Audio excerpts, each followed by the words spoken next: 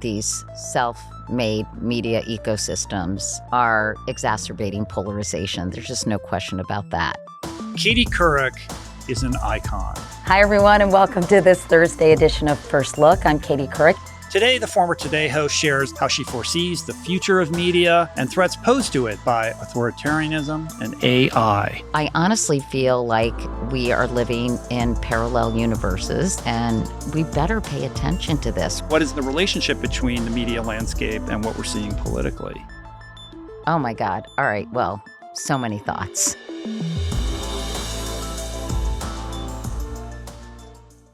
Really quick, you guys, I keep hearing from fans of the show that they don't always see our episodes in their feed. And when I tried to figure out why, I discovered one important reason. 71% of you who watch here on YouTube are not subscribed yet.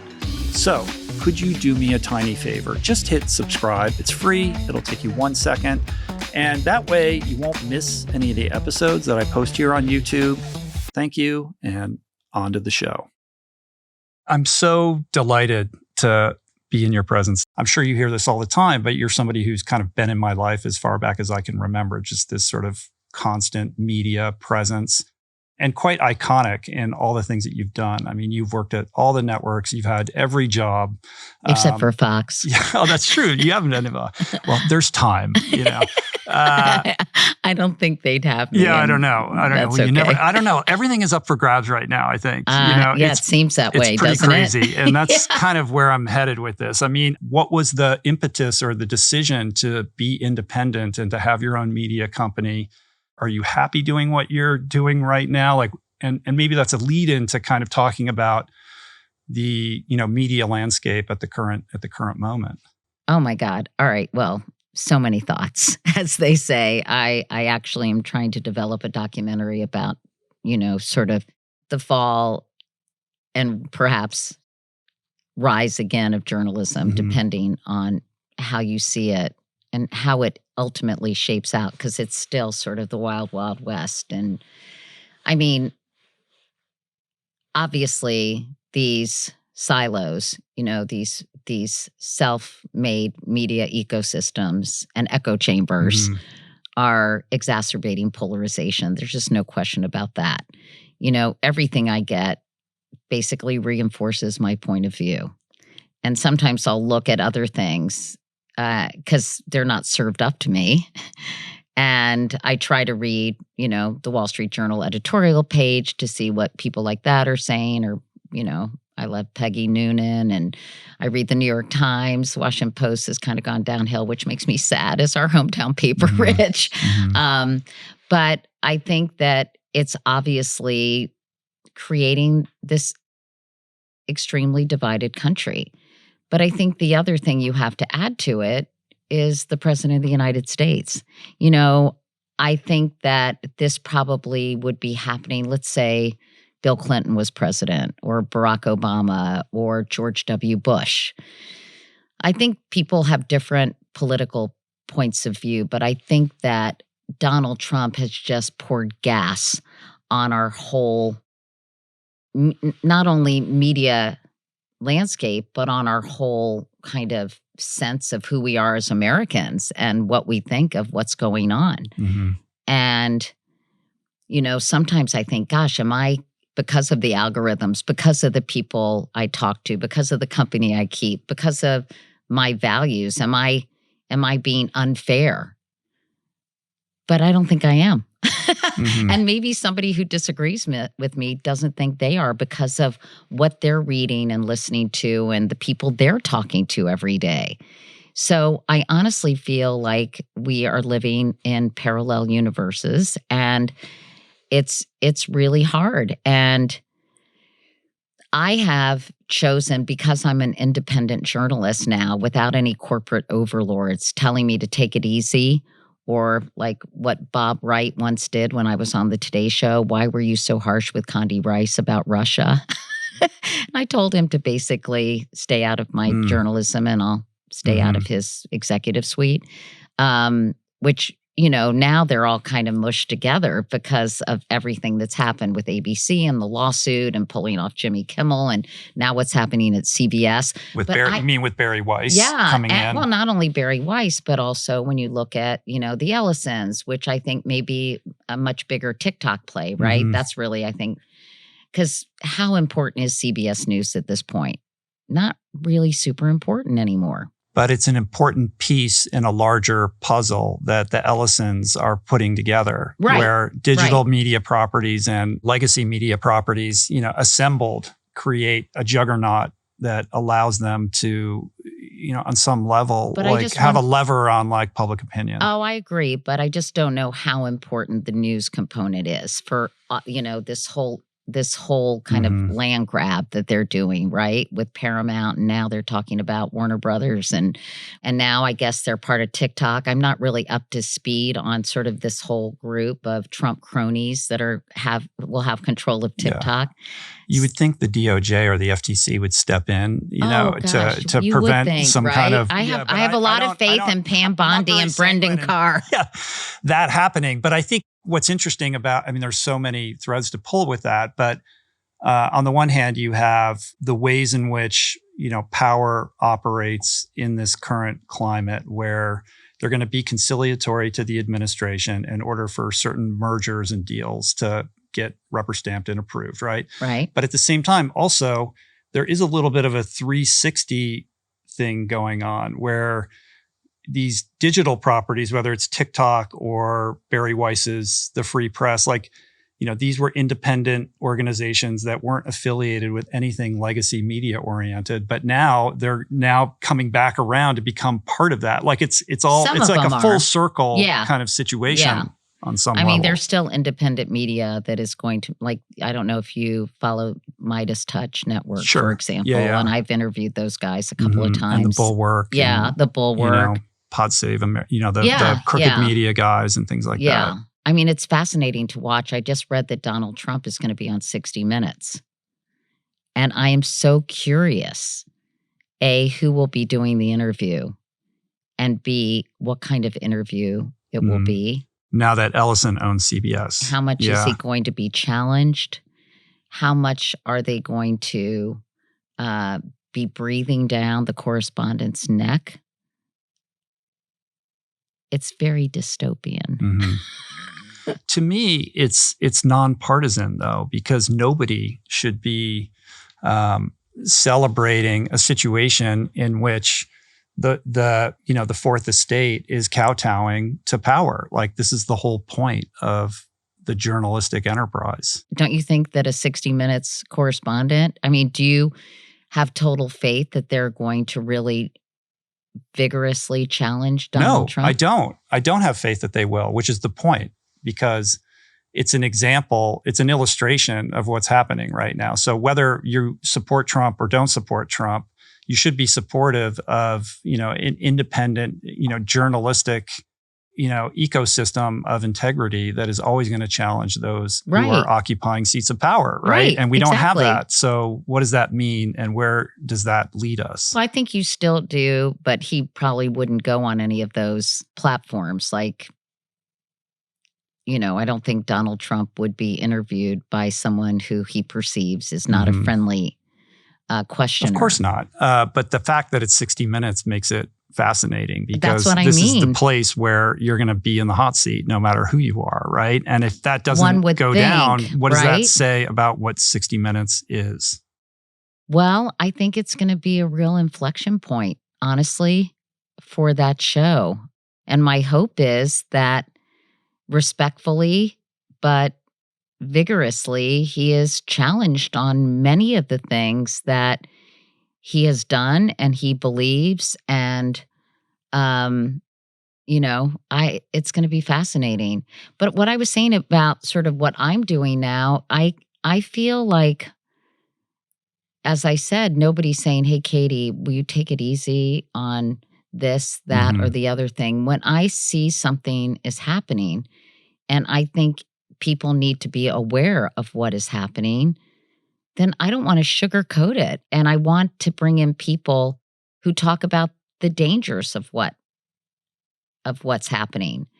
And, whether it's saying the election was rigged or, inciting an insurrection or pardoning the January 6th rioters. I mean, we could go on and on and on. In fact, I was thinking about every month, because there's so many things happening, that I should post like everything that Donald Trump has done since the inauguration or even before, right?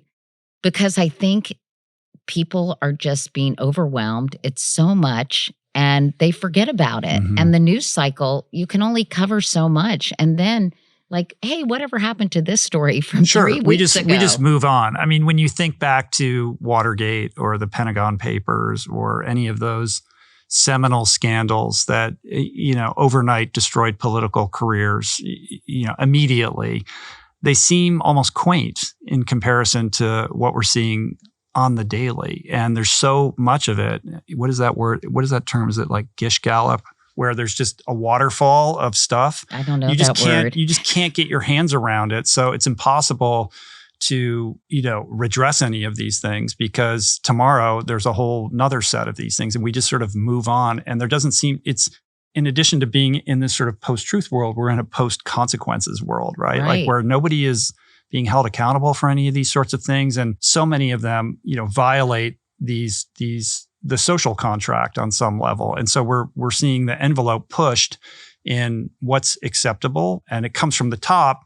And then it speaks to what you were saying earlier about like, well, what does this say about who we are as Americans and what our country stands for? Not only are there no consequences, it is, I think, embraced and encouraged. I was thinking about that with the meme of the AI video of Chuck Schumer and Hakeem Jeffries, where they put a sombrero on him and put these, voiceover of them talking. And, it's funny because, there was a time where people would be outraged by that. And I think a certain segment of the population is outraged, or at the very least uncomfortable, right? And then you've got a whole other group that are sort of think it's great and so funny and hilarious and are portraying people who find it offensive as humorless, right? So it's all kind of gotten topsy-turvy. And I think a lot of it is kind of this constant struggle about sort of were sensitivities too heightened, during some of these social movements like Black Lives Matter and Me Too, and that happened, and sort of cancel culture that was really going on. And now this overcorrection and this cultural whiplash where it's seen as great to be an asshole, right?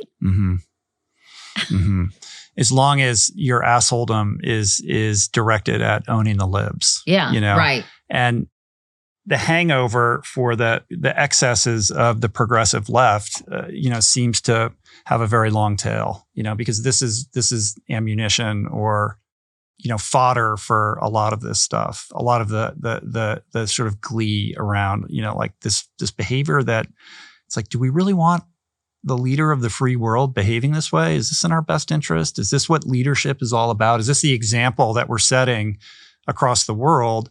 And also for the next generation about, like, shouldn't the person who occupies that office be somebody aspirational, that we can like look up to? I talked to David Frum about this. He's very good on this I really subject. like David Frum, and we were talking about, and like conservative guy, like Republican, yes, exactly, like speechwriter for George W. Bush, and we were just talking because he and I guess, are about the same age. I'm about 10 years older than you are. But, having been in journalism for a long time, there were always disagreements and always, people were angry, and a lot of anger, of course, about the Iraq War and weapons of mass destruction, and anger at Bill Clinton's behavior. And, there are always these kind of pivotal moments during any administration, but there's always been a certain amount of decorum. And he and I were talking about this coarseness and this kind of the president of the United States acting in such an undignified, what I would say kind of gross way. if that has opened up this new way of being a president, if we can ever turn back the clock and get that kind of decorum back. Mm-hmm. You know, we were talking about how Gavin Newsom is now being much more pugnacious. But I said to him, I still think there are lines that Gavin Newsom wouldn't cross, that Trump just punches right through with abandon and with absolutely zero shame. Can you imagine like being so overt about craving a Nobel Peace Prize? It's so weird to me. Like this idea that you talk about, like, of course, I'm sure anyone in his position or anyone, you know, who's a huge leader, that is, you know, the ultimate honor, but to campaign for it so shamelessly, it's so embarrassing to me. Yeah. Well, a couple things. I mean, first of all, you know, the celebration of vulgarity, like this is not a good thing for our country. It's hard, I don't think it is. you know, and as interesting as it is to see Newsom, you know, put his, you know, step into playing this game. I mean, Trump is one of one in terms of like, you know, how he operates on social media. So it's interesting and somewhat comical to see Newsom try to like play the same game. Well, I have to say, he's pretty good at it. He's good. He's got a very good social media person. But to your point, like, is this what we want? So we want, in order to be a leader and to, you know, engender like support and popularity, is this what you have to do now? You know, maybe it is like, but I'm not excited about that. Yeah. And I think once you erode, you know, these sort of ethical mores around leadership, it's hard to restore them. In the same way, when we see the overreach of executive power, like, you know, once you claw that, you're not getting it back, right? It's not going back to any of the other branches. So I don't know. I still hold out hope that somebody who really believes and separation of powers and, you know, you're Congress, hopeful, optimistic. Well, I mean, I have to be, because otherwise I'm in despair. And yeah, I hope so. I mean, but I do think, let's say Gavin Newsom ran against whoever, hopefully not Trump, right? Anything is possible. Like literally, I it seems like anything is possible. I don't think people want to behave this way. I think people really think the president of the United States should comport herself or himself a certain way.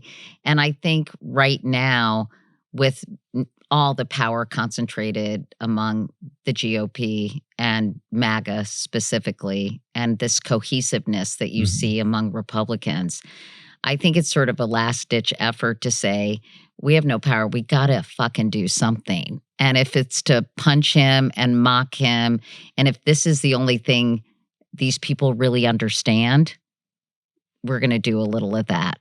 Have to play on their playing field. I don't know. But to Frum's point about decorum, like, yes, we both grew up in Washington. I've said this before on the podcast, but you know, my dad was a government lawyer. But you know, if you grow up like in DC or the suburbs, like you're surrounded by government employees, people that work for the various, you know, they work in the administration or they work in one of the departments, et cetera. Every 4 years, like a bunch of people disappear and a bunch of new people show up.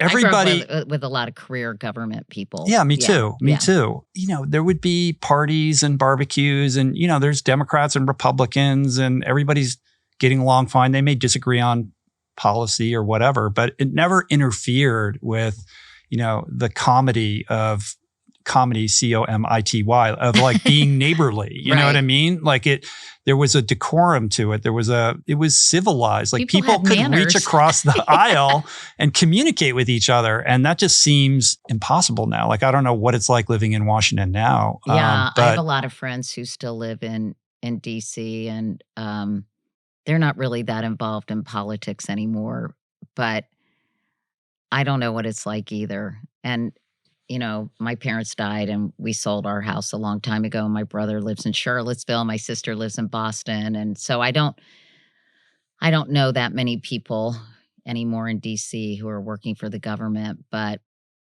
I mean, it kind of started with the Tea Party, right? I think it started before that. Didn't it start with the moral majority and Jerry Falwell? I mean, that was sort of the original. I'm talking about this lack of Civility. Oh, I see. I think sort of really kind of bubbled up with the Tea Party. And then I do think it has been exacerbated by income inequality. Then you get this carnival barker like Donald Trump coming into the picture, knowing he's a brilliant marketer. Like he really knows how to, I think, hit people where it hurts, right? And he's very clever that way. You know, I worked with him at NBC. He was on The Apprentice, and I went to his friggin' wedding. You did? Yes. Oh my God. I need to know about that. Yeah. In Palm Beach. He only asked me because I was anchoring the Today Show. I dressed as him one Halloween. I'm just like, oh God, please burn those pictures wherever they are. But I just think that the way he operates and the politics he practices are the politics of hate and division. You know, you heard him say, at Charlie Kirk's memorial service of all places, I don't love my opponents, I hate them. And, you know, the enemy within, I want to do a piece or a deep dive into Viktor Orban because he's kind of his role model and his hero. And I think he's kind of following what he did in terms of shifting what was happening in Hungary. Look, I put my skin through a lot over the years. Decades in chlorinated pools, just way too much Southern California sun, basically zero thought about skincare. And it wasn't really until I hit my mid-50s that I finally kind of woke up and started taking care of my body's largest organ for the first time, which began with Bon Charge and their amazing award-winning red light face mask. It's equipped with optimal wavelengths of red light at 630 nanometers and near infrared at 850 nanometers that work at the cellular level to help promote youthful, glowing skin, smoother skin texture, and more even-looking skin. And the best part, the red light face mask fits right into everyday life. Just 10 to 20 minutes a day, totally portable, suitable for all skin types, and backed by a 1-year manufacturer's warranty. But Bon Charge isn't just about your face. Their sauna blanket has been great for recovery. It's like having your own personal sauna that folds up when you're done. It's currently the Bon Charge holiday sale, so you can save a massive 25% off. Just head to boncharge.com and your 25% off code will automatically be added to your order. The sale will end on the 31st of December, 2025, so hurry and don't miss this massive chance to save big on your favorite Bon Charge products. I don't think I could dream up a car better suited to me than Rivian for so many reasons, not the least of which is that Rivian makes all electric vehicles specifically designed for actual adventures. The messy kind, wet gear, muddy dogs, all of it. I've been friends with RJ, Rivian CEO, for a handful of years now. And one of the things we connect on is this idea that design should always inform function, meaning that the best solutions are the ones that disappear into the background and just work.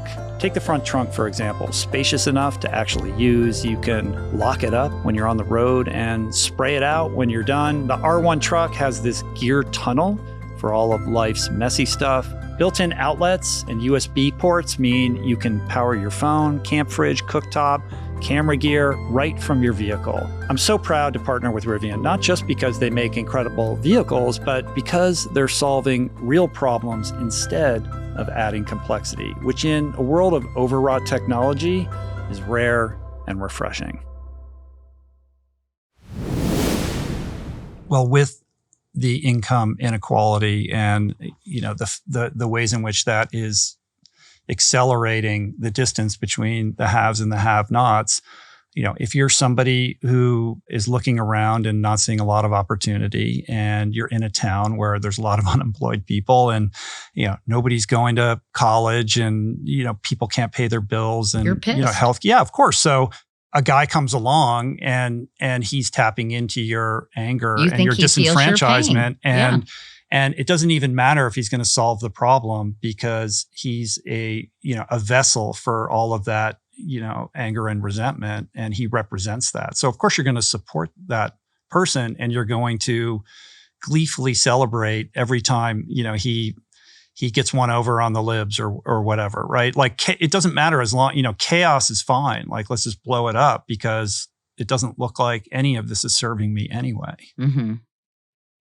That's true. I mean, as you're talking, it makes me think because of, the news I consume, the people I talk to, what's fed to me through algorithms. I do get comments on my social media posts about, we love him, he's our guy. Some lady wrote to me, I was promoting my David Frum podcast and talking about the thing in Quantico and the James Comey stuff and how every day is something shocking happens, sometimes multiple times a day. And she said, I really liked you and supported you when your husband got sick. And now I just think you're bitter and irrelevant. And and it just made me think, I do need to talk to more people who feel this way and really interrogate why. I think there's some psychological things, reasons. I think there's some socioeconomic explanations, but I also think it's because of their news consumption and where they're getting their information and their Facebook page. And if they're watching Newsmax or Fox News and, and I think I just blocked her and deleted the comment, but I wish I had said, Mary, Joe, whatever your name is, I really appreciate that you prayed for me or that you cared about me when my husband was dying of cancer. Thank you for that. And, I'm trying to tell people information that I think they should know. And I'd love to talk to you sometime. Yeah, it's a very difficult knot to unravel because I think the response to that would be the liberals always think that it is a function of information. Like if I can just get the right information in front of them, they'll see the world the way that I see it. Like they're not getting the right information, right? And I don't know that that's really the solution. I think it's much more complicated but I said that emotional. Was just part of the puzzle. Yeah. Some of it is the company. Brian Stevenson talks a lot about being proximate, right? And I think we don't.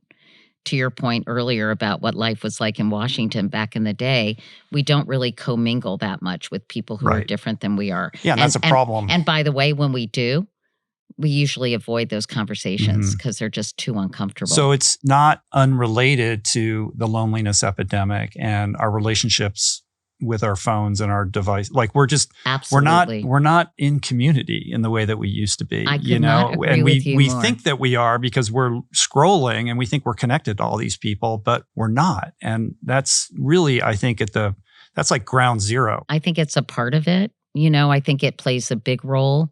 I think to your point, it's more complicated than that. But, in 2017, I tried to do a documentary about loneliness and social isolation and how society has changed. And Vivek Murthy, the Surgeon General, you probably have him on he's been this on podcast. A couple times, I like Vivek. And,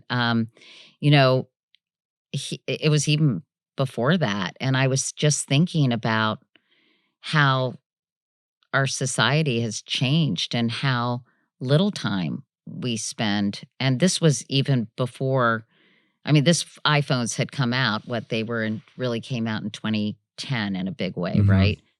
But I couldn't agree more. And these cultural institutions, Christian nationalism's on the rise, but a lot of people don't go to church or places of worship or get together or see people face to face. And, I was just reading about something my friend told me called bed rotting. Do you know what that is? No. So bed rotting is what a lot of young people, and by the way, I'm guilty of bed rotting myself, Rich.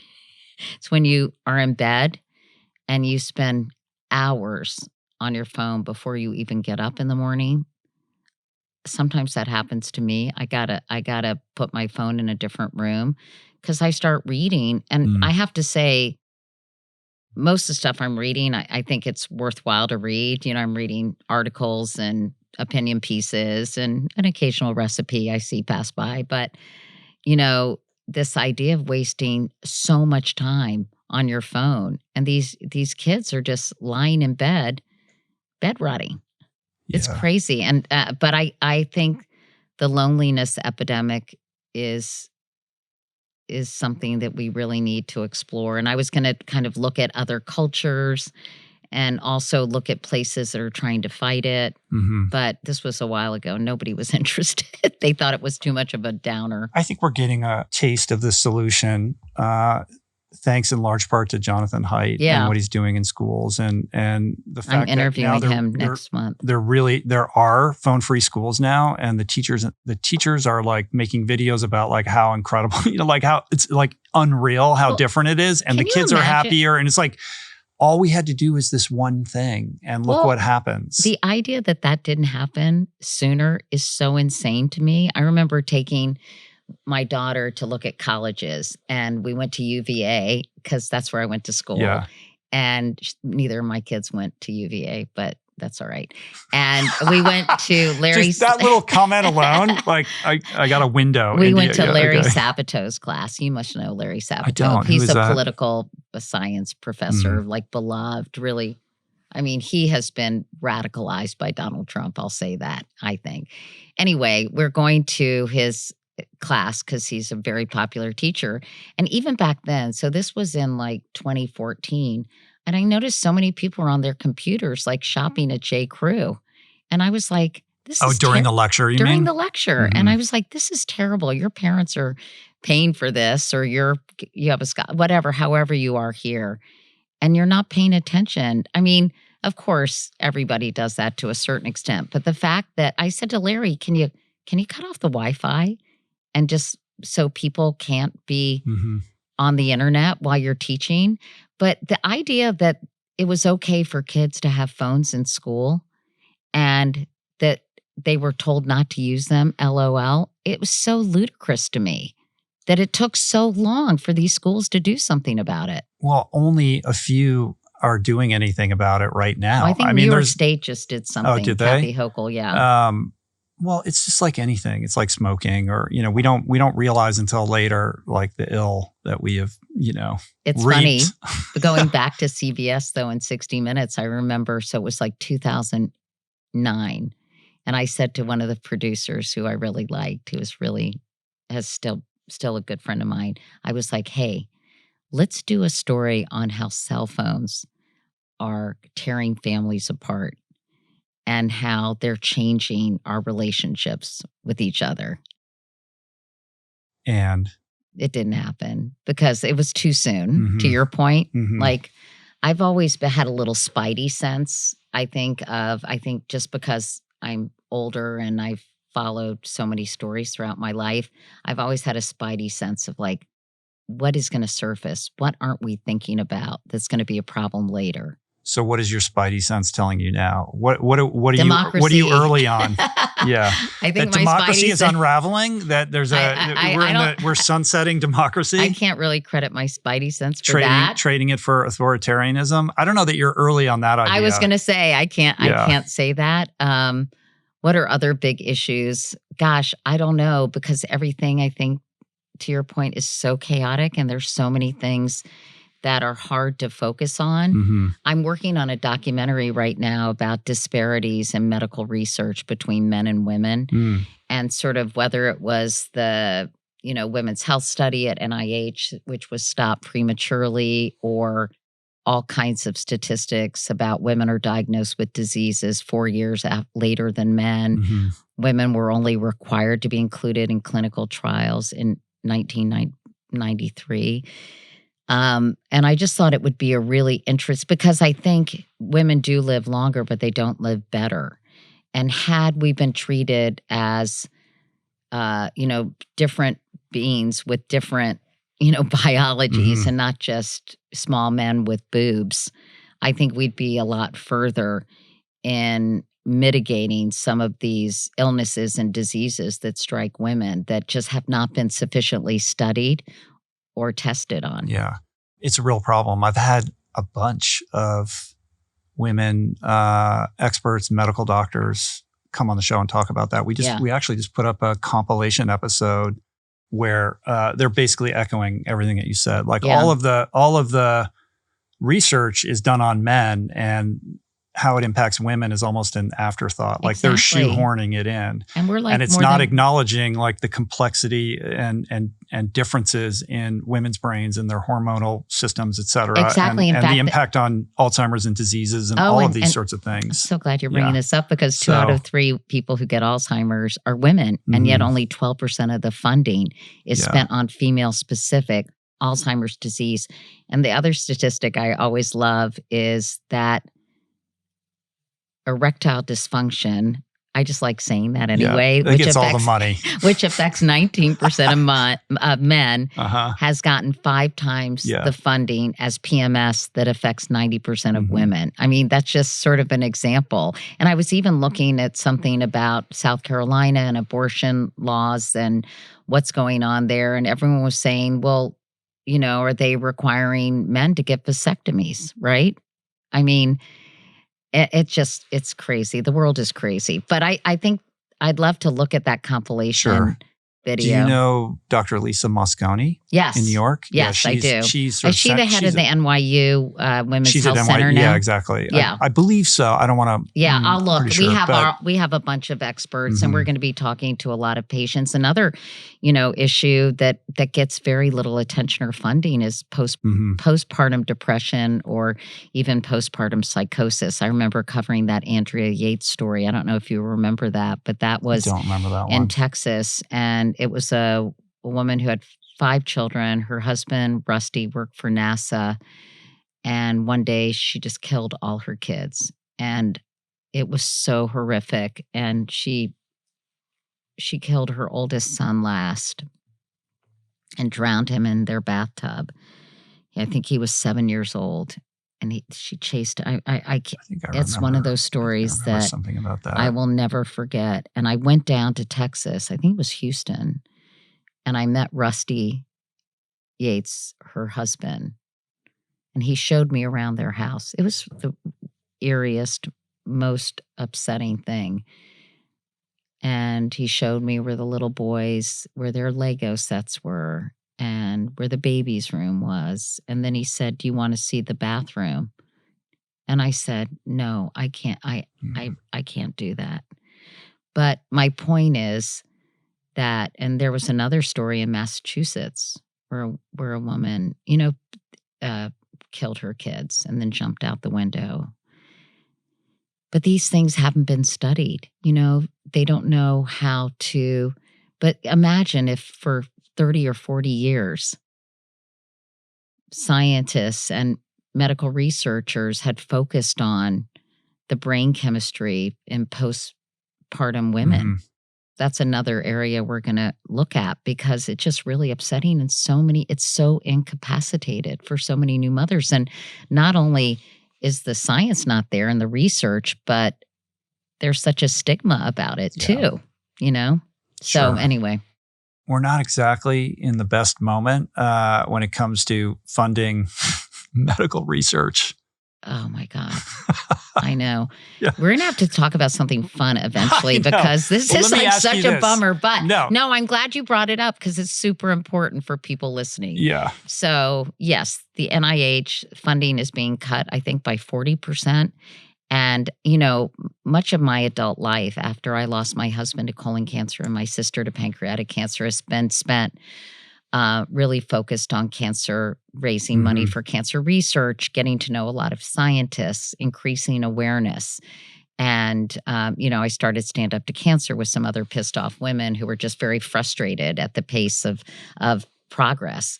So I have been in this world, not like scientists have, but I have gotten such a deep, profound appreciation for what these people do and how tirelessly they work day in and day out, and how hard it is and how complicated these diseases are. Not just cancer, which is like a million diseases and a million different biologies, but all these neurodegenerative diseases and heart disease anyway. And the fact there's so much wrong with cutting medical research in this way, not only are we at a huge inflection point with AI, merging with basic biology and other, immunotherapeutic approaches? And, I know you are interested in medicine, and I want to talk to you about this actually, but I'll talk to you in a minute. To pull the rug out from under these scientists, to stop, and patients, stop clinical trials. It is such a disservice to our country. And we're also already witnessing a significant brain drain. Scientists aren't going to stay here if their projects aren't funded. France is saying, come to France. Other countries are saying, we will fund your research. It is so foolhardy and disgusting. But there is a move on Capitol Hill with I think it's pretty bipartisan to try to reinstate some of the funding into NIH. Oh, that's good to know. I mean, that's the other thing when you grow up in D.C., you grow up around kids whose parents were scientists at NIH. Right. Like a lot of my friends' parents were researchers at NIH. And, listen, that was a long time ago. And I'm sure there's, some bureaucratic bloat and all of that. But the idea that these people are somehow, co-opted by big pharma and are, working at the behest of these corporate interests for their own personal enrichment is kind of insane. Like these people have devoted their lives to science, and they are immersed in these research projects that are expensive and complicated and take many, many years. And a lot of this has been interrupted and disrupted. And so a lot of that science is lost. And it's quite tragic for anyone who is depending upon, cures and therapies for, whatever they're suffering from right now. It's a travesty. Yeah. Honestly, it's a travesty. And some of these clinical trials have been either shut down or delayed. And, when you're sick, I know very well from my husband and my sister. And when you're sick, every day matters and you're just praying. I remember when Jay was sick and he was diagnosed with stage 4 colon cancer, and it was bleak. The prognosis was very bleak. But I was just every day perusing the internet, like praying, is there something going on? I would call like these pharmaceutical companies in Israel. I called Bert Vogelstein, who's discovered the Ashkenazi Jew gene at Johns Hopkins. He was not very encouraging, but I do love you, Bert, now, but you weren't that nice back then. But anyway, just desperate. And I know what it's like. I know what it's like just saying, anything, please just do anything that will extend my life. You don't even have to cure me, extend it so I can go to my daughter's wedding, or I can be at my child's 5th grade, kindergarten graduation. I don't know. Or that can help me until something better comes along. But, how can something better come along when they've just aren't funding the science? Yeah. It's maddening to me. So your husband passed away when he was 41? 42. 42 from colon cancer. Your sister in 2001 from pancreatic cancer. Yeah. She was 54. She was running with, I'm always, posthumously so proud of her. Everyone said she would be the first female governor of Virginia. She was a Virginia state senator, right? She was a Virginia state senator, and then she was running for lieutenant governor with Mark Warner.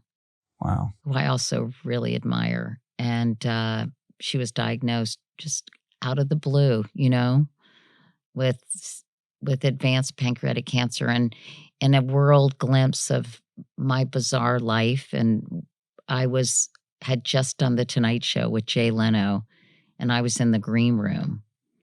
And the publicist said, you need to call your sister right away.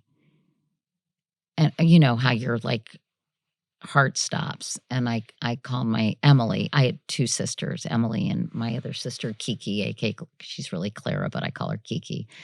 And I called Emily, and she said, don't worry, it's not about mom and dad. Because I think my parents were getting older, and I was always so afraid of losing my parents. Like, I just adored my parents. She said, it's not about mom or dad, it's about me. She said, I have pancreatic cancer and it's all over my liver. Well, I knew then and there, if you have metastatic disease, that is an a dire situation. You're not coming back from that. Yeah.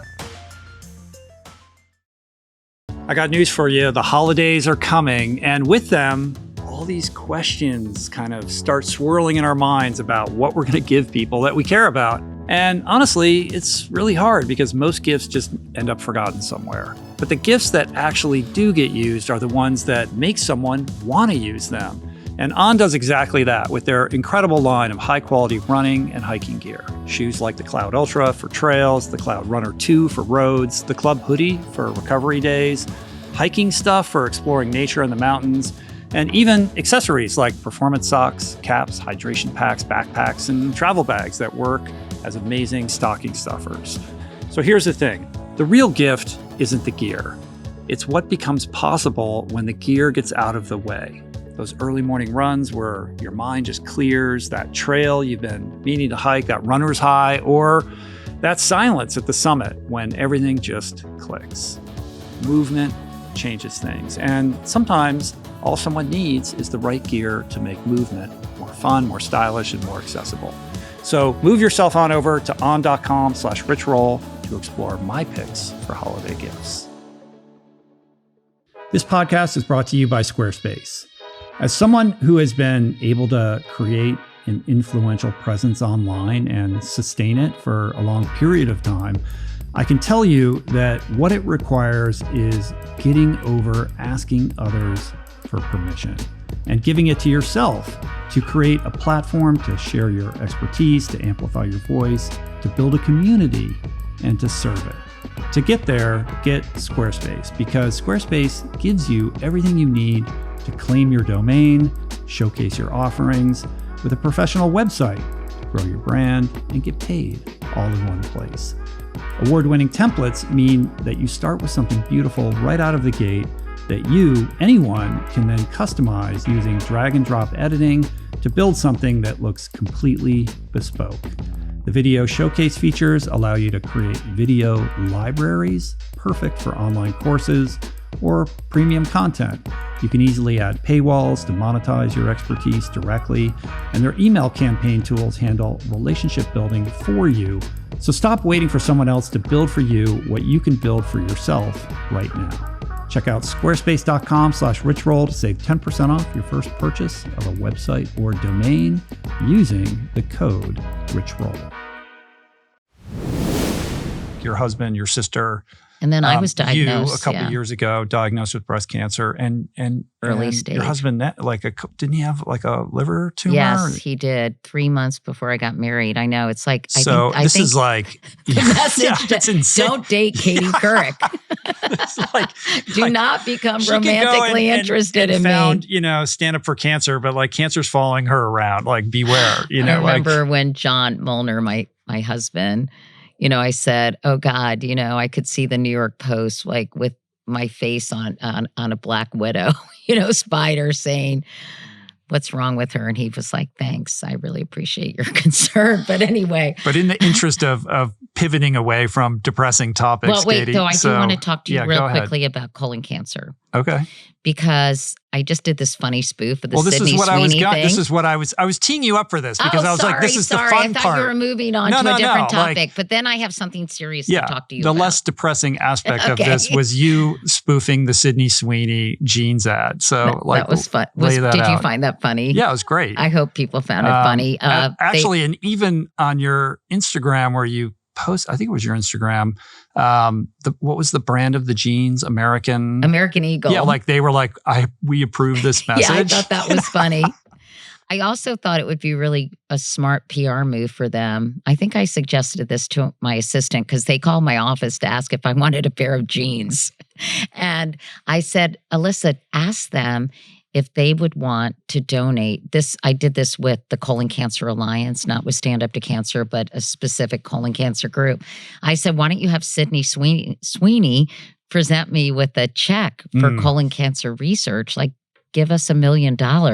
How good, what good PR for American Eagle? But I don't know if they're gonna buy that.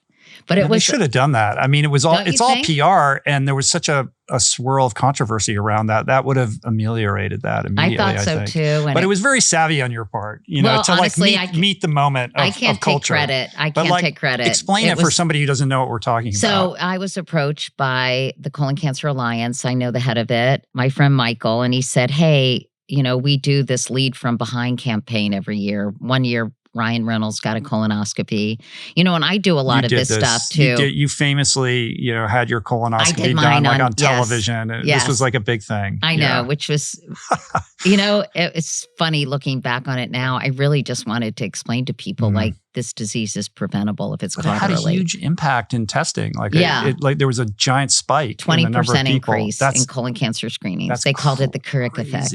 I mean, 20% by you just demonstrating that. But it's one of those things, Rich, where you can't do it once. You have to kind of, first of all, the age has been lowered to 45.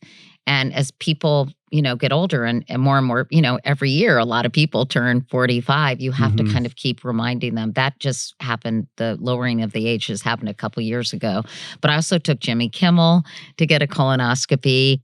I gave a commencement address at the University of Massachusetts Medical School because I think I've been so associated with cancer advocacy. So they invited me. And I said, who could I get to get a colonoscopy this year? Maybe Tom Brady. He's turning 45. And I'm sure a lot of you Patriot fans would like me to make sure it's done without anesthesia because he had just left Boston. That got a big laugh. But anyway, they approached me about doing this. And it was Ryan Reynolds' production company. They had come up with this idea and they asked me would I do it. And I said, sure, if you think it'd have an impact. So I did it. But, I wanted to mention to you because one of the things I'm super concerned about, and this is actually taking a little bit of a negative turn after our fun Sydney Sweeney conversation is, a lot of people under the age of 50 and even under the age of 40 and sometimes 30 are being diagnosed with cancer, like early onset cancer, specifically really mostly digestive cancers, but also breast cancer. They are really increasing the incidence. And I read that in the next 5 years, the number of people under the age of 50 diagnosed with colon cancer is expected to double. And they don't understand why. Scientists are studying it. They don't know if it's the microbiome, if somehow microplastic, if it's overprescription of antibiotics. I don't know if you've had this conversation on your show. Not with respect to colon cancer specifically, but just the impact of environmental toxins, ultra-processed foods, just the dysbiosis of the microbiome, all of these things. So all the things I'm talking about. Yeah, it's when you see these spikes, look around at the world that we're living in. Right. It's not conducive to our health. Right. But, there's so many theories floating around out there. And when I found out I was doing this podcast and was going to meet you, I did a little research on you, right? And I know that you're an ultra marathoner or you're an ultra sports. Yeah, I've done like some ultra endurance competitions and things like that. Anyway, last month, so I just wanted to tell you this because I think it's just, knowledge is power. Last month, I interviewed a doctor, and I don't know if you saw this in the New York Times, but he did a study among marathon runners and ultra marathon runners. And in many of my interviews about this, like at South by Southwest with early onset oncologists and cancer folks, they were saying a lot of these people are uber healthy. Right? They are fit. They eat right. It's not like they're, these schlubby people who are overweight and consume red meat constantly. A lot of them are marathon runners. Mm-hmm. So this guy in Virginia did a study, and he said the number of marathon runners and ultra marathon runners who had polyps or full-blown colon cancer or precancerous polyps, cancerous polyps, or full-blown colon cancer was much higher among this group than the general population. And they're trying to figure out why. I thought it was so fascinating. And I remember somebody saying, is it because marathon, is it something that they're eating, these meal replacement bars that are so ultra processed? Is there something about that happens to you physically when you're running in terms of how your blood is circulating and going to your legs? And I just, so all I wanted to say is when I read that, I thought, I'm going to tell Rich to make sure he talks to his doctor and that you're getting screened regularly. Yeah, I haven't been screened in a while, so I will. I did see that New York Times article, yeah. and obviously that was a big topic of discussion in the running corner of the internet. I'm sure. What were people? I'm curious. I'm not in that corner. Well, it's just like it's just like politics. Everybody uses it as ammunition for whatever they already believe. Like, this is why running's bad, or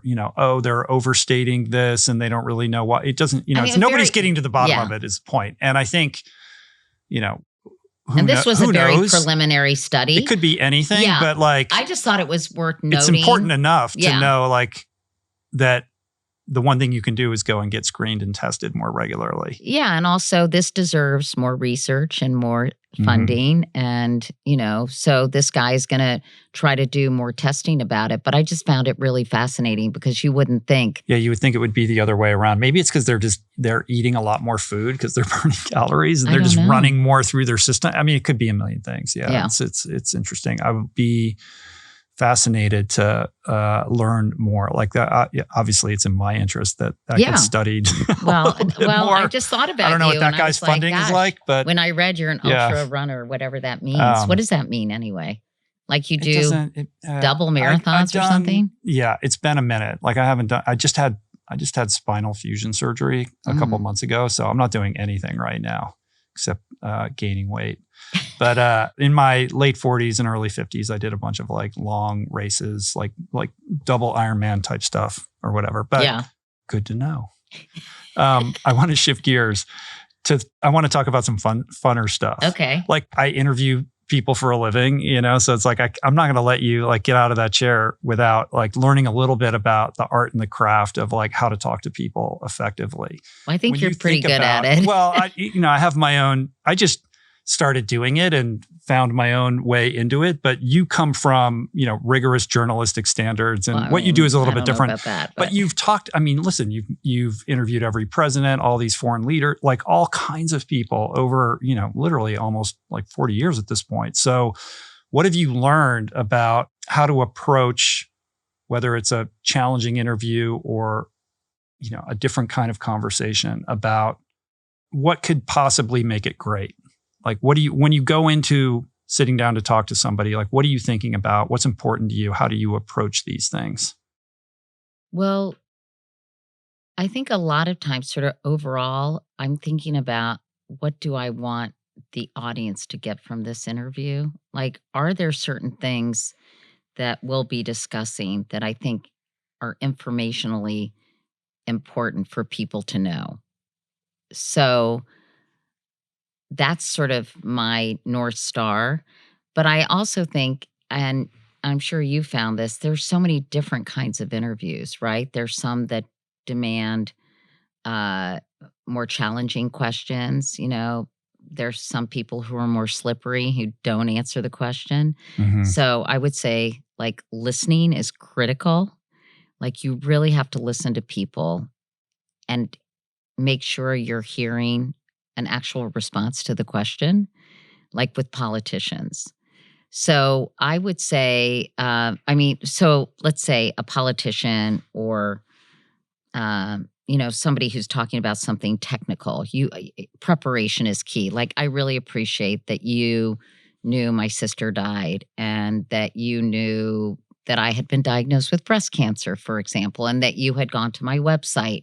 First of all, like, the person who you're talking to really appreciates that, because you can tell when someone is not prepared, right? It's a turnoff for me anyway. I don't know how you feel when you're being interviewed. Of course. But that's even like what you just said is like the basis level of preparation. Like, I think you owe it to the person who's sitting across from you to come armed and ready to speak to them. But you'd be surprised at the number of people who are not prepared or who kind of, I think in a format like this, you have no choice, But I think you sometimes get in situations and you're like, wow, they really didn't prepare. So preparation, I think, is key. And I also think, you want to talk about things that the person hasn't been asked 800,000 times before. Like, that's not very interesting for that person. So you may want to go, try a different angle. So that's what I try to do. And then, a lot of people are nervous during interviews. It sounds like you interview people who have done this a lot for the most part. But it's really important for people who aren't experienced at this to really make them feel comfortable. And I think the way to make people feel comfortable is, first of all, I think you have to exude sort of a certain level of empathy, right? But I also think it's important for people to feel like you really actually are really interested in what they have to say and that you have empathy. And, I just interviewed Emma Willis, and I'd interviewed her before for a Town and Country thing, and she wrote something about caregiving. And I think we just had a really good conversation because she knew that I really cared about what she was talking about and that I also cared about her as a person. So I know that's kind of all over the map, but I think that I always tailor my approach and my questions differently depending on who I'm talking to. Yeah, if you're going to sit down with Yasser Arafat, oh God, that was different. Scary. Or that's going to look different than Ahmadinejad, who I used to remember his name when I was at CBS with "I'm a dinner jacket," because I'd see his name on the prompter and I'd be like, "Fuck me, fuck me, fuck me, it's coming." And then I'd see Mahmoud, and then I'd always say Mahmoud. Okay, I got Mahmoud. Ahmadinejad. I'm a dinner jacket. That is like something that you would see in one of those TV shows. Right? You got the earpiece in and somebody's talking to you and you're trying to make sure that you say the name right. I got so mad. I ended up being very close friends with this guy I worked with at CBS, a writer named Jerry. And I remember early in my time there when I was just getting crucified by the press and people inside the building were not really into me. And he, without telling me, there was a story, and he put the word sputum in the prompter as part of the story. I can't remember what the story was. But sputum is not a word that you say sort of in normal conversation, right? I was so mad because I thought he was just trying to trying trip to fuck me. with you or something? Yeah, I really did. I still am not 100% sure he wasn't. I know he likes me now. Well, kind of. And, but, sputum. What is sputum? It's like saliva, right? Like when your spit, right? He could have just said your spit, your saliva. Or something. He could have spared you. But I mean, if you saw sputum for the first time on a teleprompter, would it throw you a little? I guess it would depend on the context. I don't know what you were reporting on. I can't remember the story and why it was even included. When you think back on all the people that you've talked to, like what are there ones that stand out in your mind? I mean, it's got to be like the Sarah Palin interview has to be one. I mean, that's kind of one for the ages, right? Well, I think it was a time where if someone came across as sort of flustered or not having the intellectual depth required for the second most powerful person in the country, that mattered. I don't know if an interview like that would have the same impact today. I think that was a moment in time where people were like, wait a minute. And like I don't know if it had been who could be second in command and could possibly, end up being president, was struggling to answer basic questions. Yeah. And I was very intentional about that interview. I did a whole podcast with my producer, Brian Goldsmith, about it and why it had such an impact. And I think it was just this moment in time. Barack Obama was sort of flatlining a little bit. She, as you recall, gave a mesmerizing and extraordinarily charismatic speech at the Republican convention. And she was just this breath of fresh air, and what's the difference between what did she say, a pig and a soccer mom, lipstick? And so I just, I think everybody had the sense that she might be all sizzle and no steak, as they say. And so I really was intentional about the questions I asked her that would indicate her sort of critical thinking skills and her accumulated knowledge and her understanding of how government works.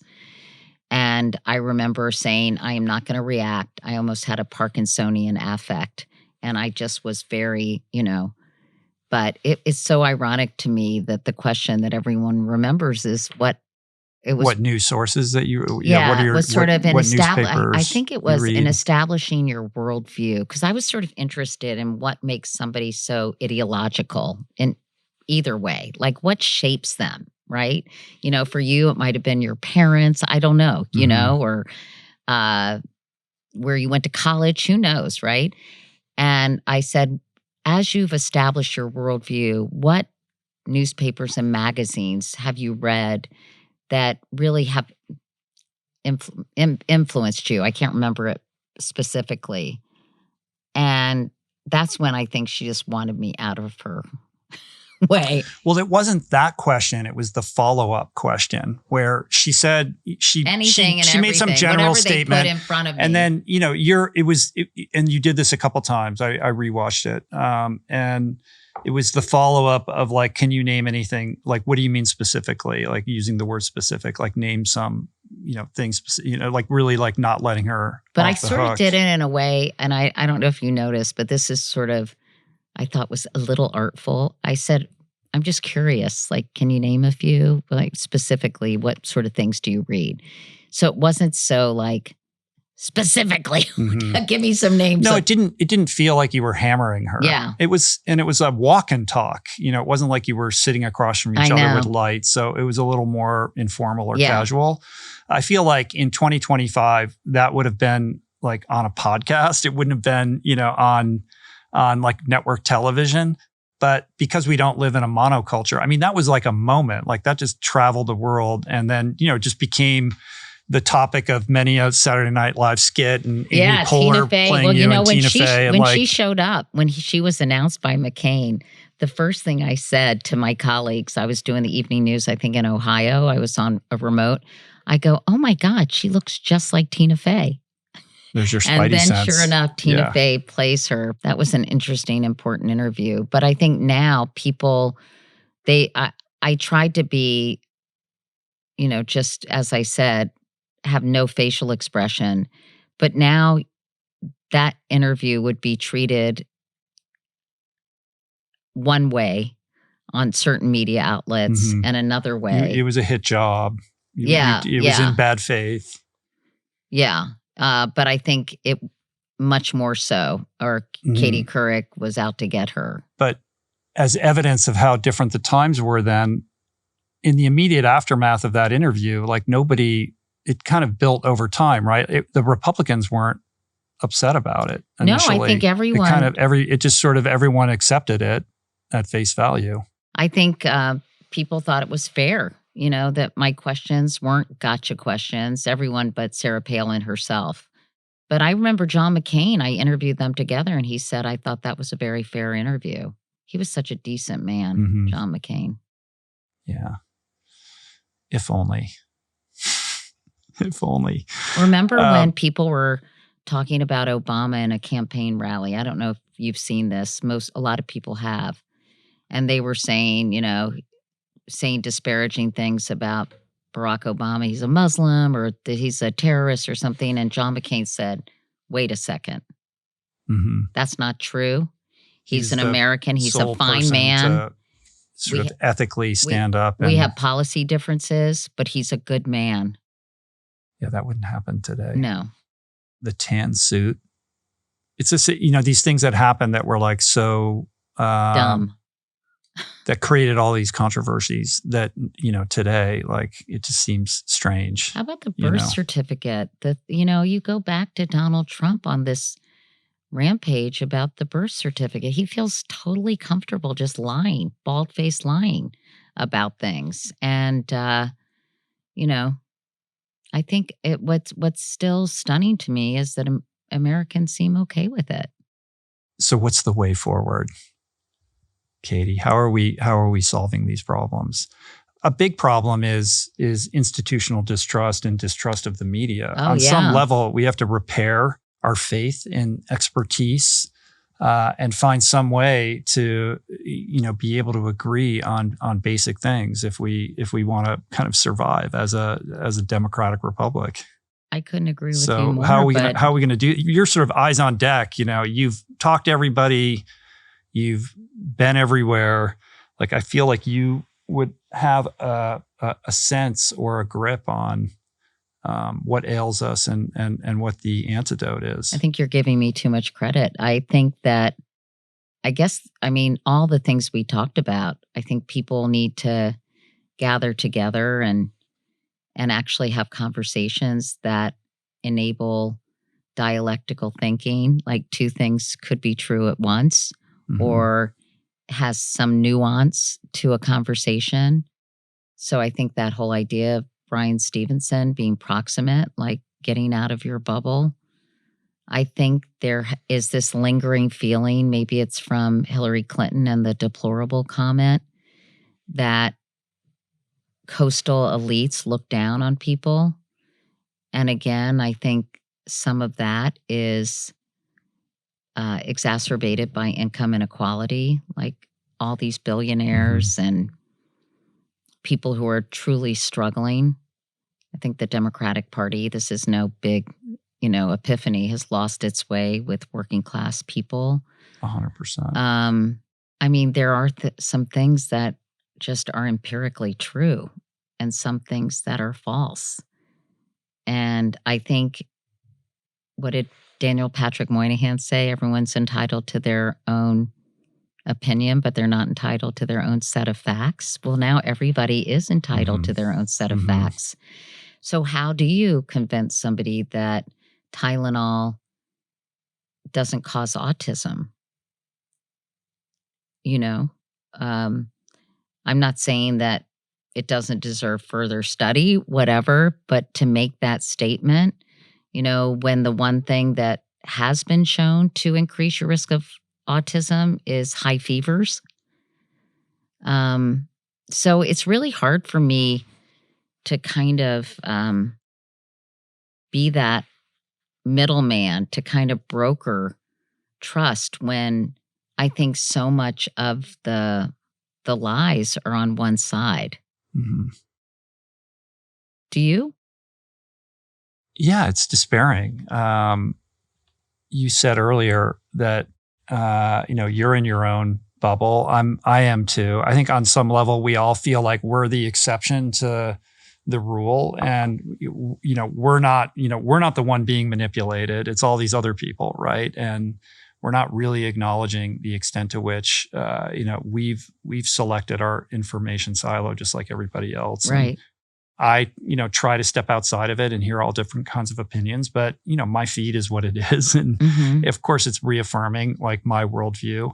And the more it does that, the more difficult it becomes to try to understand somebody else's point of view. And when you see something that doesn't make sense to you, you're like, well, why would somebody do that? Like it's confusing to me. And I think people on the other side are having that same experience. And I think short of us finding a way to put our phones down, and to Brian Stevenson's point, like, get together in spaces that have nothing to do with our news feeds. That seems to me to be the only way that we're going to fix this problem. But in order to do that, we need to like solve economic inequality. We have to solve the housing crisis. Like we don't have those after school spaces, and we don't have the faith institutions that are central to communities in the way that they used to be. And so a lot of those places are kind of have gone the way of the dodo in some sense, and we have to find a way back. Maybe it's mandatory public service when you graduate high school, Peace Corps, Teach for America, or something like that, where you're getting, people out into the world, in the real world, and you're getting them to do it, together in a way that's creating bonds that we're not creating right now. Definitely. But I don't know how that kind of usurps sort of this constant inundation of news that, is confirmation bias or that aligns with your own point of view. But, one side really respects experts and science and appreciates these people and thinks highly of them. And one side doesn't really feel that way. It's hard. It's hard to get over that one. So it's hard for me to find these threads of connection. Now, I think there's obviously all these groups are not monolithic. I think Democrats are particularly diverse in terms of how people feel, but I think MAGA. I think there are a lot of people have arguments about what role should government play in our lives, like Ronald Reagan said, government is the problem, right? And does private enterprise in certain situations do a better job? And I think, gosh, that's certainly ripe for conversation, right? And, is there too much government waste? Is there, has government let us down? All those things I think are really ripe for a full and rich conversation. But I think that people are conservative, and that's not necessarily who MAGA is, right?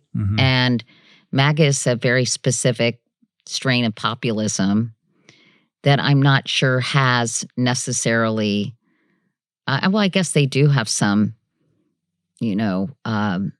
views that are consistent, about immigration, right? And I think somebody said to me, Trump has pinpointed a lot of the problems. It's just the solutions that he's pursuing. Like, I think most people will agree that the immigration system needed reforming. And in fact, there was bipartisan legislation that was about to be voted on, and Trump said, don't vote on it, because I think he wanted to use it as a campaign weapon. And it's hard for me to think there's not a better way to reform our immigration system than having massed ICE agents pulling families apart.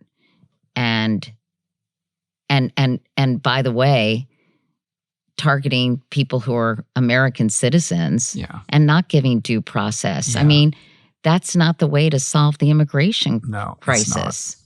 It's not. And of course there's a better way to do it. But a lot of people, I think, have no problem with it. They're like, yeah, get them out of here. We don't care how you do it. That's a rough one to swallow. I thought you were going to lead us out of the depressing part. I'm so sorry. I don't think we're going to solve this I know, today. but you're the one who asked me what the solution was, and I'm like, Jesus, I don't know. Yeah, sorry about that. That's okay. But we are going to land this plane on a higher note, because I want to pivot to advice. Like, you've lived this incredible life. You have reached the highest pinnacle of success. You've met experts in every field and world leaders, et cetera. And on some level, you've synthesized like all of this inspiration and lessons. I don't know. I think you have. I don't know. Do people like, what have you learned from talking to all these people? Well, you wrote a book about it. Well, that was the best advice. Sure. That book. Right. So this is kind of like what I want to lean into now, this idea of over the course of your life and all these people that you have spoken to, what is, some of that advice that you think would be helpful to share? Oh God. Come on. You can listen, do it. I have spoken to so many people. Yeah, you're giving commencement speeches. This is right on the tip of your tongue. I mean, I guess when all is said and done, to me, the way to be a happy person, I think some of it, I don't know if you read my book in preparation. I mean, I would be really impressed if you did that. I actually didn't, because I was in DC, caught up in family stuff. That's okay. I think you might like it. I think your wife might get a kick out of it too. But I've told some of the stories from the book here today. First of all, I think people have, this constant search for happiness and fulfillment and meaning. I just got on my Kindle Viktor Frankl because I can't believe I never read Man's Search for Meaning. I'm so embarrassed. I did read Primo Levi's book about being a concentration camp. But, this searching, this constant desire to be happy. I think it's pretty simple. I think people find happiness having a life of service and purpose, and whatever that is, like doing something nice for people and kind of getting out of your own way. And I think, self-care is so weird to me. I think it's important, obviously. You have to take care of yourself because you have to be there for the people who depend on you and the people who love you and the people you love. But I have always found the most fulfilling thing for me is to feel like I'm doing something positive, that I'll leave behind something good. And so I think, when I was so powerless watching my husband die, I felt like I have to inform people and educate them about colon cancer and that they can do something about it. Or, I've always been that person who sees the person by themselves. And I always want to go over there because I feel like, I don't want that person to be all alone. And I know they're feeling really awkward and weird. I'm going to go talk to that person. So there are ways, big and small, I think, to be just aware of people and aware of what they may be experiencing. And I think I think my IQ isn't off the charts, but I do think I have very strong emotional intelligence. I just am very aware of my surroundings and what people may be feeling, I think, most of the time, not always. So I guess for me, and this is really based on my life, it's having some meaning by doing something for someone else, and I feel like you're doing that by helping people understand the world or digging into conversations that people may learn something and maybe they'll be able to apply it to their own lives. I feel I'm serving a real purpose right now, trying to help people understand what's happening in this crazy world, and honestly, kind of telling them we better pay attention to this. We don't want to be the frogs in the slow boiling water. And I had to kind of pick up the pieces after my husband died. I had a 6-year-old and a 2-year-old. And, I always say to people, we're all terminal, right? And we all have a finite amount of time on the planet. And, finding joy is an intentional act. You have to try to do things that bring you joy. So, I mean, I don't know if that's advice, but also find stuff that you love to do. Like when it comes to work, I mean, I know you kind of had an interesting journey, and I had to wander around a little bit. Yeah, but you're obviously a smart guy, but you were waylaid, and I'm sure part of your being able to get your shit together was like, why am I here? And what can I do to have a purpose-driven life, right? I'm assuming? Yeah, I wouldn't say that I was doing an equation. It was a lot more confusing. But I mean, that's ultimately where you landed, yeah, right? Yeah, of course. And I would echo everything that you said. I think that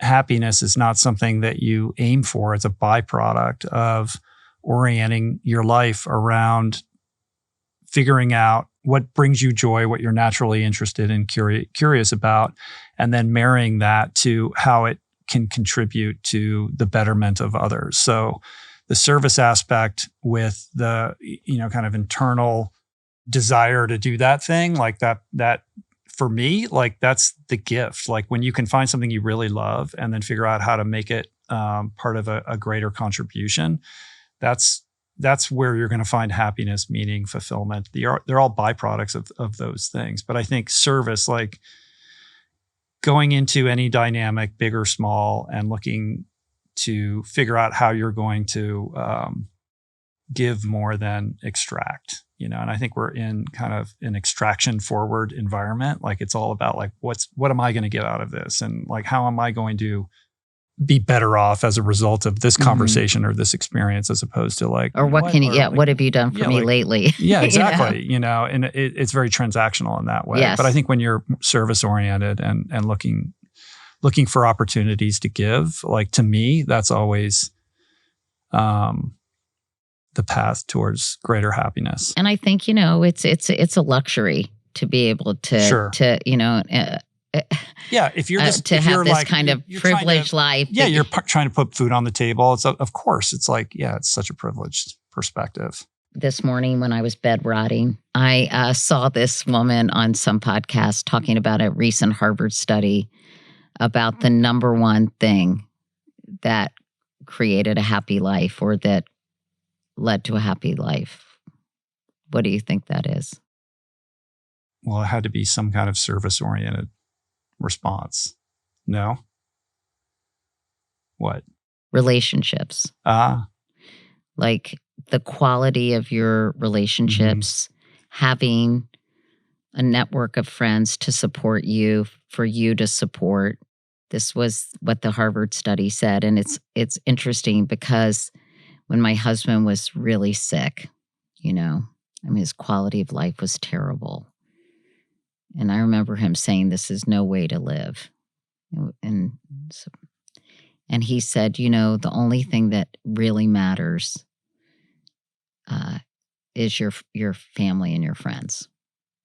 He was an ambitious guy, liked to be a natty dresser. We all get caught up in the bullshit.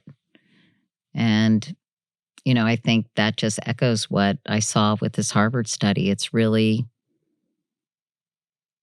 like your human connections and your friends and, people you can call when you're really sad or an emergency happens and they're going to be there and they're going to really care. So I think that's another thing that I've learned. And I think I've learned, again, as I said, we're all terminal, there are no guarantees in life. And you really, you forget it, it's like when you have a stomach ache and you're like, why didn't I not appreciate when I didn't have this miserable stomach ache or a terrible headache and I felt okay. And it's easy to forget these things, because they pass and you have these moments of realization. But I do think I think losing Jay and losing my sister has given me such an appreciation. What's really important. Yeah. But like I woke up today and maybe I'm kind of creaky. I'm 68 years old, but I drove here and talked to a friend on my way and like, that's a good day. As my father-in-law says, like he's 94. He was a ski instructor for many years in Aspen. He took last year off. He said he was on medical leave. He's the most wonderful guy. And I always say, like, Herbie, what are you hoping for this year? And he'll say, like, I'm hoping to be vertical. So, I think every day we're vertical. We're pretty damn lucky. And it's always nice to remember that. Well, we got to get you... I got to go back with my grandson. You got to stop scrolling on your phone when you wake up in the morning. I'm going to get you to commit to that. I know it's like, I'm a journalist. I have to know what's going on he's like, stop that. Like, I think that will. Oh no, I have a problem. Yeah. I mean, I've never found myself addicted to anything until now. And I am addicted to my phone. I think on some level, everybody is. But I think that what that means or what that does is it gives everyone a greater appreciation for the nature of addiction, because we're people that are not, classic addicts, like addicted to drugs or gambling or whatever, are getting a taste of like a that compulsion. Dopamine high. And maybe hopefully, and my hope is that makes people more empathetic about the nature of addiction broadly. Also, it's like that habitual. It's so habitual, It's like you got this thing in your hand, and you're like, and I also gave a commencement address to my daughter's high school, and I talked all about the importance of being bored, because we're never bored anymore No. because we're always on our phones. If we have a moment to relax and we're in a restaurant waiting for a friend, we go to our phone. And there's a part of your brain that is responsible for creative thinking that it only lights up when you're not distracted.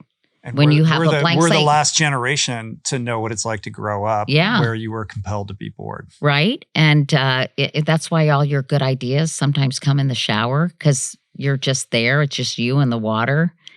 And I'm afraid that it's going to really stymie our ability to be creative.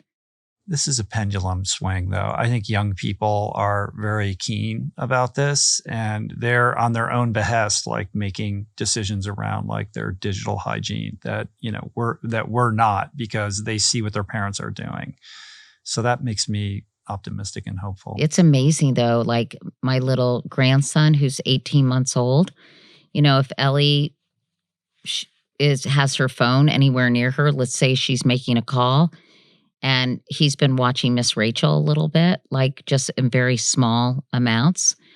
And I mean, he sees that phone and he does a beeline and he's like tapping on the screen. Mm-hmm. So, it starts really young. Yeah.